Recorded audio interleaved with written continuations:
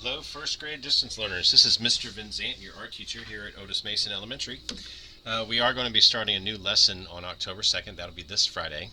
And I wanted to go ahead and show you guys what we're doing so we can get started.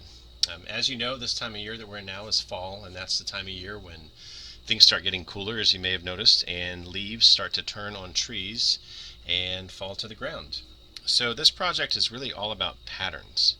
A pattern is a design that repeats itself over and over again, and what I thought we could do is draw a giant leaf on our paper and fill it with patterns and lots of bright colors, and then we'll try to paint over them.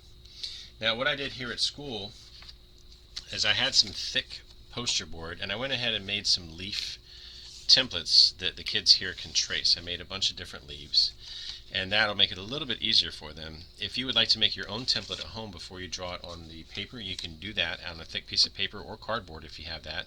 Or if you'd like to just draw a simple leaf, you can do that as well. And I'll show you how to make a simple leaf.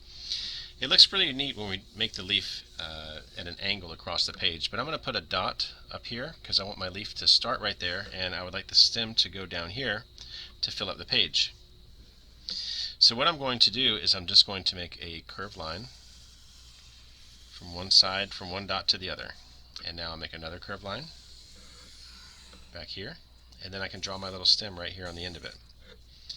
Leaves have these lines in them. I don't know if you've ever noticed a leaf on the ground, but these lines are called veins, and they're very much like the veins that we have in our body, except the veins in a leaf transport chlorophyll and water throughout the leaf to keep the leaf healthy and alive. The chlorophyll also gives it that nice green color, unless it's fall where the leaves turn and fall to the ground. They change colors. So I put a lot of different veins on here. They can line up or not, but we have all these different sections. Once you draw the leaf and all the veins, you can put your pencil away. You're not going to need it anymore. And what I'm going to do is use a dark color crayon. I use green, and I'm going to trace back over all my pencil lines with green. You want to press down hard. Here at school we do have watercolor paints, and if you have watercolor paints at home, we'll use those for the second part of this project. And if you press down really hard with the crayons, the paint will not stick to the crayon. You see, crayons are made from wax, which comes from oil, and the watercolor paints are mixed with water, and water and oil don't mix. So if you press down hard with these oily crayons or waxy crayons, the paint will not stick to them, but the paint will stick everywhere else. Now what I'm going to do is I'm going to use different colors to make patterns in all these different sections. You can use lines or shapes. For these smaller areas, I'll just make some lines. There's yellow. And now I'll switch to maybe orange. And in this section, I can put little circles as my pattern. They're just going to repeat themselves over and over. And I'm going to keep going until I fill up the entire leaf with a lot of different colors and a lot of different patterns. I can make zigzag lines in this section.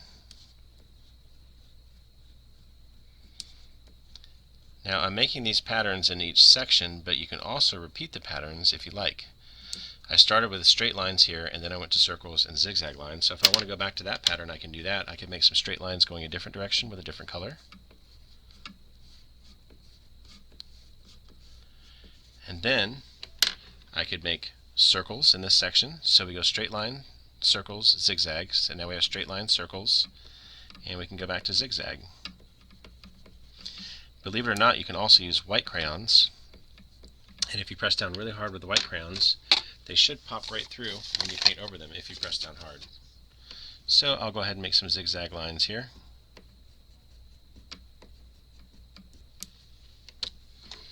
Alright, I repeated that color, and here I'll just go back to some straight lines. I'm going to do the same thing on the other side. I'll fill it with patterns, and then in the area in the background, what I can do is just do a simple design that goes all the way across the page around the leaf, just to fill it in. I'm just going to make some wavy lines here, and when I get to the leaf I'll stop and skip over it and continue on the other side, so it looks like this background is underneath the leaf. That's called overlapping, and we will be studying that in second grade, but you're now studying it in first.